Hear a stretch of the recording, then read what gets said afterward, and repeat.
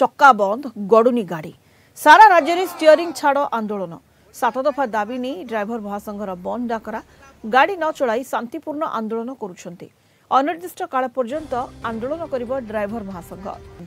अनिर्दिष्ट काल पर्यंत आंदोलन करिबो ड्राइवर महासंघ आंदोलन रे 3 लाख रु अधिक ड्राइवर सामिल होइछंती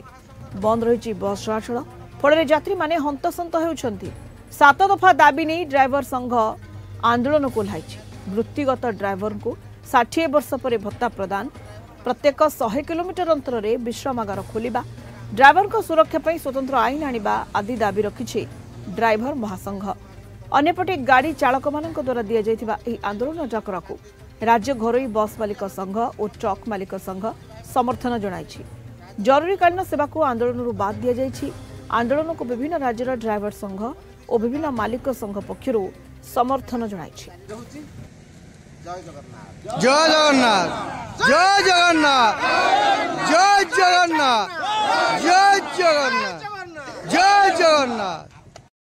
जय जगन्नाथ जय जगन्नाथ ओडिशा ड्राइवर महासंघ खोर्धा जिला पहुँची बर्तमान बसला भाई मैंने बर्तमान शांति शृंखला सहित जमी आम राज्य कमिटी निर्देश था जिला भी जमी निर्देश था भाई मैंने शांति शृंखला सहित बड़ भाई मैंने बर्तमान स्ट्राइक स्थल अच्छा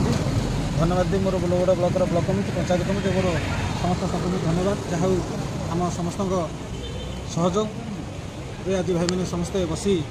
जमी राज्य कमिटर निर्देश अच्छी शांति शृंखला सहित बसी आज भाई मैंने स्ट्राइक की